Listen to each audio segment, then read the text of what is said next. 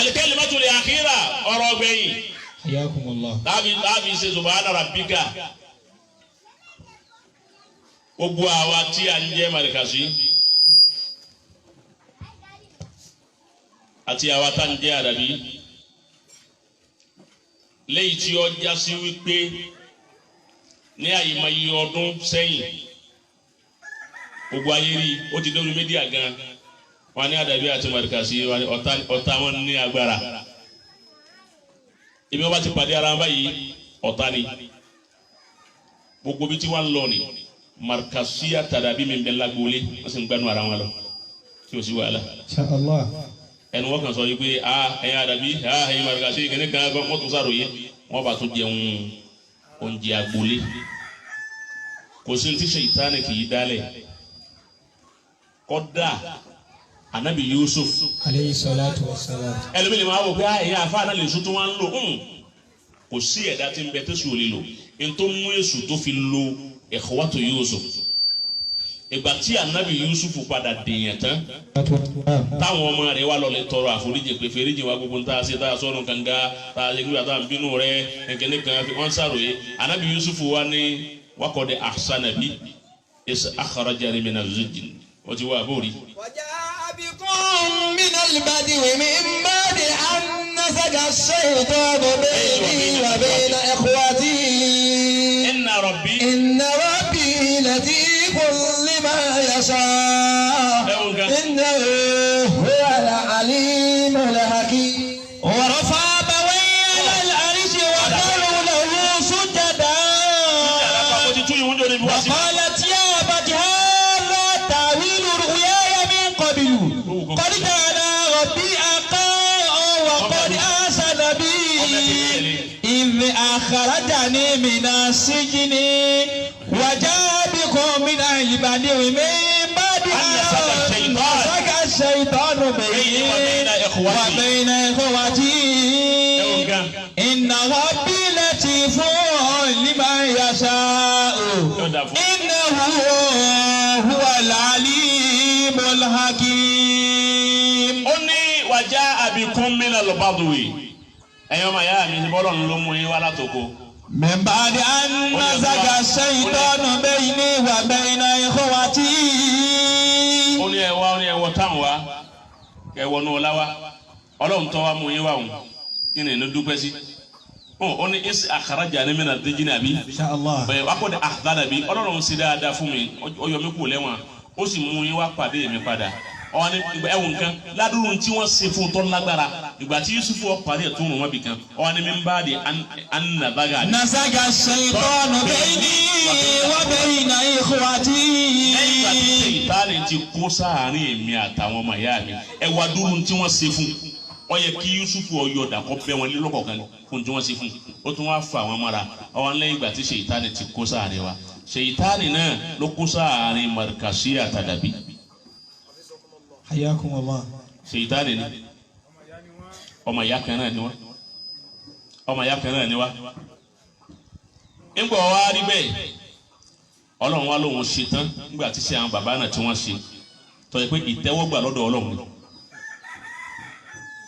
ni Ṣaitánì ni àwa náà mọ̀ pé inú àwọn bàbá náà dùn pẹ̀lú bí ti ń lọ àyíwá dùn nù wọn tọ́ra àwọn òkú wọn láwọn òkú àwọn ríra wọn. Baba Alhaji Ọlọ́run bá wa kẹ́ wọn. Allahu ta'ala. Bàbá sọ ńgbà tí wọ́n ń bẹ láyé láì mọ iye ìgbà bàbá sọ pé àwọn a máa rí Àjẹ́ Ádámà kódà a máa sọ̀rọ̀ bàbá sọ níwà sígbà wọn ń bẹ láyé àwa gbà pé bẹ́ẹ̀ ni lóòótọ́ wọ́n máa sọ̀rọ̀ lóòótọ́ wọ́n bára wọn sọ̀rọ̀ ìbára wọn sọ̀rọ̀ náà ni wọ́n fi èmi gba ayé pàwọn náà ni wọ́n sọ fún bàbá wọn bá lọrin. ẹ bá wa ṣe séèrù. ẹ bá wa ṣe séèrù. wallahu ya'simuka minan nas. àfàgbà bàbá wọn bá lọrin wọlé àfàgbà àfà alímìnú alímì tòní bàbá wọn bá lọrin gbogbo ń tá padà sí tọrọ ń bá sọdà má jọ kan bàbá wọn bá lọrin. Àmín. má gba àlàáfíà ara wọn má fi nǹkan kan ṣe wọn Ọlọ́run ní bàbá náà pẹ́ fún wa jù báyìí lọ. Àmín. ìgbà wọn tù wọn lára ẹ o ṣe wùsàsì lé wọ́n ní ọba náà bá wa mu àwa náà sì bá wọn náà mu ẹ wà tọdún sí ìfúsàtì ìdíje wíwẹ̀ Ọlọ́run wa ní kí àwọn bàbá méjèèjì wọ́n wá yọ sí bàbá wa bá lọ́rin Rahimahumullah. ẹ wà síjọ́ yìí bàbá wa bá lọ́rin àwọn bàbá méjèèjì náà bàbá wa Alhaji Àgbà Ọlọ́run bá wa kẹ́ wọn bàbá wa Alhaji Àgbà fúnra wọn àwọn ni wọ́n tún yọ sí bàbá wa Khalifatul Arabi bàbá Khalifatul Arabi torí Ọlọ́run jẹ́ àrí wọn pé àwọn tún yọ sí wọn wípé Ukhuwatul Islami mọ̀fẹ́ bí wọ́n ti yọ sí wọn ní Sheikh Adama náà ń dọ́dọ̀ bàbá Mudirul Markaz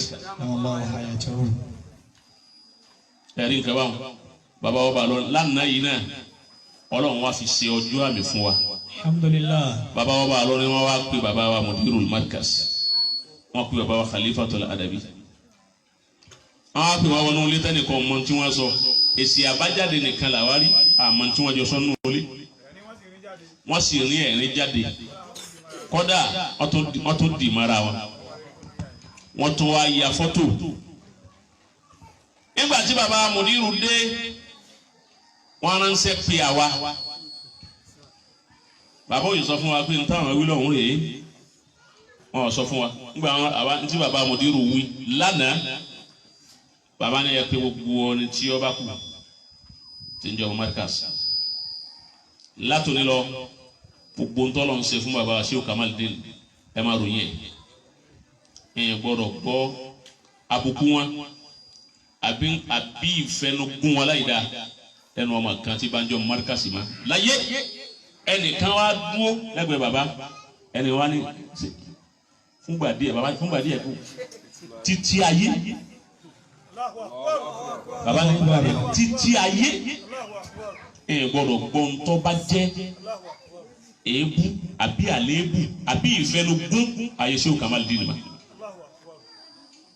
ìwọ tó ọba ma karama wọn bàbá Mudiru ní ìwọ tó ọba ma karama wọn lè béèrè ìwọ tó ọba ma tí wọn fọwọ́ kàn tó sì lálùbáríkà lọ́rọ̀ yìí wa ìwọ tó ọba ma bí tí wọn fẹsẹ̀ tẹ̀ tí wọn ṣàdúrà táàmì sì dé mẹ́ lọ́rọ̀ lè béèrè lọ́dọ̀ àwọn àgbàlagbà òun ni ẹ máa ròyìn bàbá Mudiru wíbẹ̀. Damallahu hayatan. náà òun lèmi náà wá ń sọ jáde yìí fẹ́ni tí ọba ti gbọ́ ó lè má ti kẹ lómi nínú gbogbo ntí ń jọmọ Markaz pátá. afallahu amma salafa gbogbo ntá ti ṣe síwájú tí ń já ṣiṣe láàrin ara wa ọlọmọsà yáfi wa. Àmín. ọlọmọsà yáfi wa. Àmín. ọlọmọsà yáfi wa. Àmín. ọlọmọsà yáfi wa. Àmín.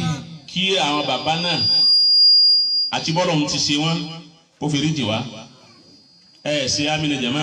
Àmín. ọlọmọsà yáfi wa o. Àmín. ọlọmọsà yáfi wa o. ọlọmọsà yáfi wa. barikola Muhammadu Rasulullah. okun tí ń jọ ma Markaz. gbogbo tí ń jẹ́ ọmọ Markaz. ohun bàbá Mudiru ní fẹ́ sọ yìí. ohun bàbá Mudiru bàbá tẹ́sẹ̀ fi sọ̀rọ̀ yìí. bàbá Mudirul Markaz àdìsọ̀rọ̀ wàrà OOL bàbá ní gbogbo tí ń jọ ma Markaz àwọn ọ̀gbọ́dọ̀ rí ìfẹ́nu àtẹ àti ìbú ẹnu ẹ̀tẹ́ lórí bàbá wa Sheikh Kamaldeen ọlọ́wọ́ jẹ́ àríyé pẹ́ so Lizanu Maulana Al-Mudir Habibul Malayi ọlọ́run jẹ́ àríwá pé Lizanu wọn ní ń gbà wí bẹ́ẹ̀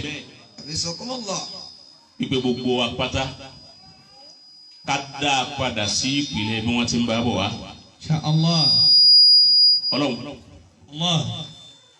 èyí tá a tún sọ tí ó bí ọnú tí ó sì bí àwọn àgbàlagbà náà nínú sí wa ọlọ́mọdé tẹnu wa jáde mọ́ ọlọ́run. Àmín. alibarikola Muhammadu Rasulullah Sallallahu alayhi wa sallam. wala sallallahu alayhi wa sallam. Sallallahu alayhi wa sallam. iṣẹ́ tí gbogbo Markaz rán mi òun ni wọ́n jẹ́ òun. Gẹ́gẹ́ bí Lisanul Markaz yìí. ẹni tí ọba wa gbọ́ tọ́lá lómi ilé wa ń bì kankan máa ní fóònù lọ́wọ́ wọ́n máa sọ fóònù náà pé tí wọ́n wíre bọ́ bá pàdé tí ń jẹ́ àdàbíyà lóde àpẹẹlẹ tí a fún àwọn ẹni Ọlọ́run òun náà ní ká máa fúnra wa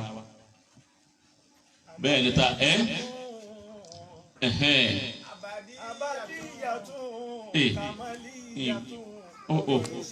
iná tájìlẹ̀ Ọlọ́run níjọ́ bàjẹ́ Al-Imam Faluti adabiyatun abadiyatun kamaliyatun min shaykhina tajul adab. Tajul adab. Ọlọ́run bá wa kẹ́ gbogbo wọn. Àmín. Bàbá wa khalifa tòní. Damallahu hayatahu.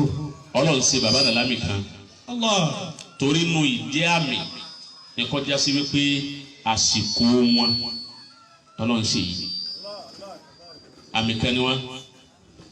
Gbogbo ntí ìnira àbí àpadà sí ibú bá sọ̀rọ̀ ẹ̀dá àbí tọ́lọ̀ ń bá sọ̀dà má jẹ́ ọkàn bàbá wa Khalifatul Adabi. Àmín. Ọlọ́run má jẹ́ ọkàn bàbá wa Mudirul Markaz. Àmín. Barikola Muhammadu Rasulullah. Sallallahu alayhi wa Ọlá sallam. sallallahu alayhi wa sallam. Ọlá sallallahu alayhi wa sallam. Sallallahu alayhi wa sallam. Àwọn tó ní bàbá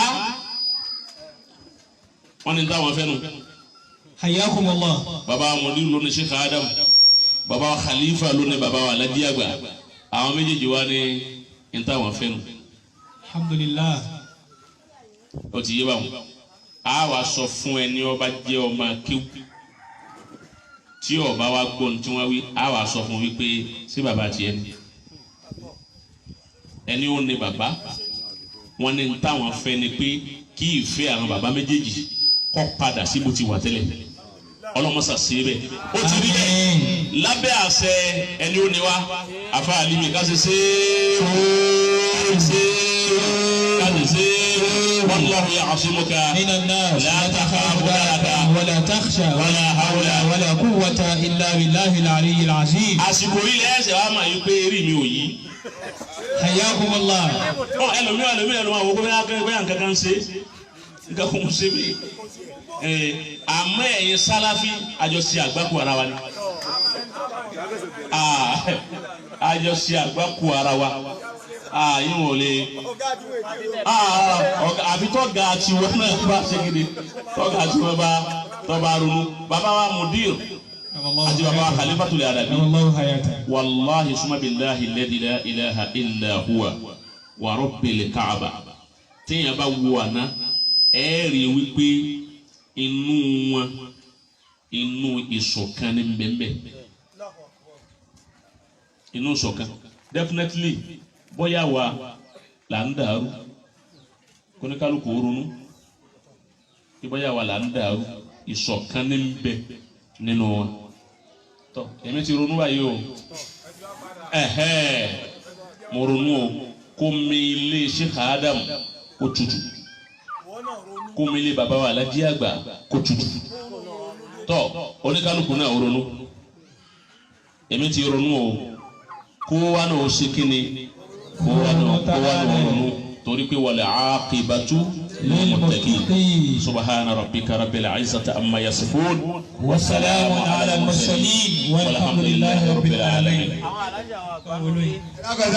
Allahu akbar.